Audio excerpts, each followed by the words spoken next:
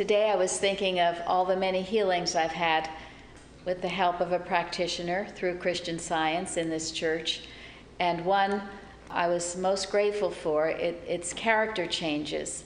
And at one time, and I know this is an ongoing process, but I really struggled with pride. It was very hard for me to take any kind of rebuke. I would get my feelings hurt or get angry, and I would want to retreat and not face the problem or look within and to see what the problem really was. And this was a problem for me because it prevented my growth in science. And I'm grateful that I had friends and certainly this practitioner who kept after it and broke that pride. As that hymn, Lead Kindly Light, says, pride ruled my will. And I think pride and will and fear, they all go together, and they're all godless.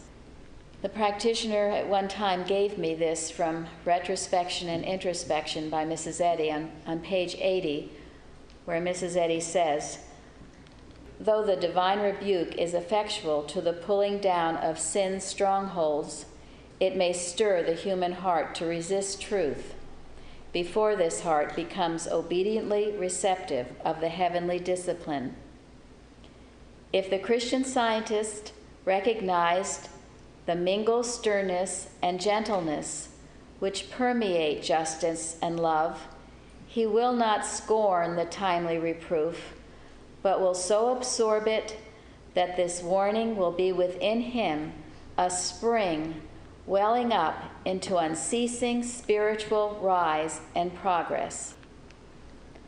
The kindly shepherd of the East carries his lambs in the arms of the sheepcot, but the older sheep pass into the fold under his compelling rod.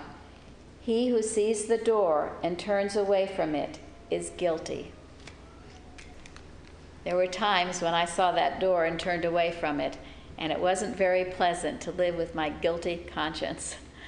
I'm so grateful to have had this help and to know that all things are possible to God, and character reformation is a wonderful healing, and the healing of pride is perhaps the most liberating healing there possibly could be.